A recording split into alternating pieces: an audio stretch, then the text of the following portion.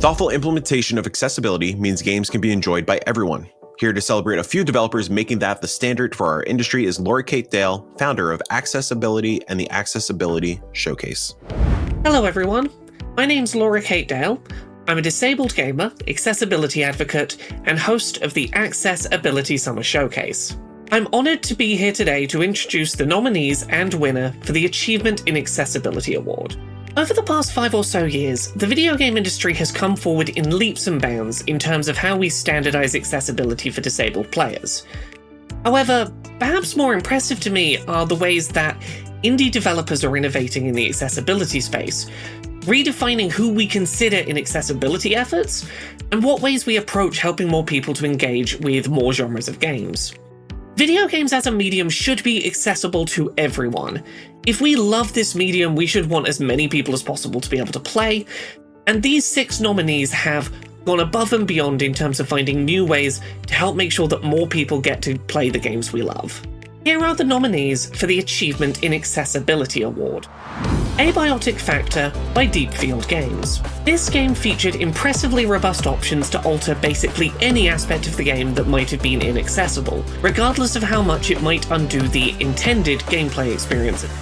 Calm the Storm by Ludic Lima. A short narrative experience, essentially a choose-your-own-adventure podcast, Calm the Storm can be played in multiple mechanically accessible ways, including voice recognition. Peak by Landfall Games and Aggro. Peak's developers have done a fantastic job regularly updating the game's accessibility in post-launch patches, responding to very granular player feedback of their accessibility support. Spray Paint Simulator by North Star Video Games.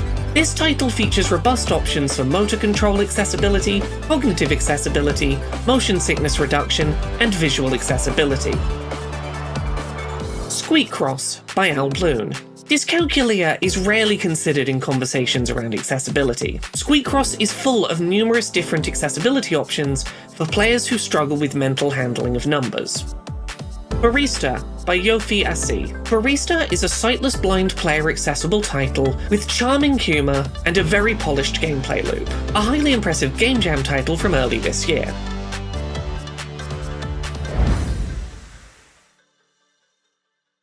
And the Indie Game Award for Achievement in Accessibility goes to Peak by Landfall Games and Aggro.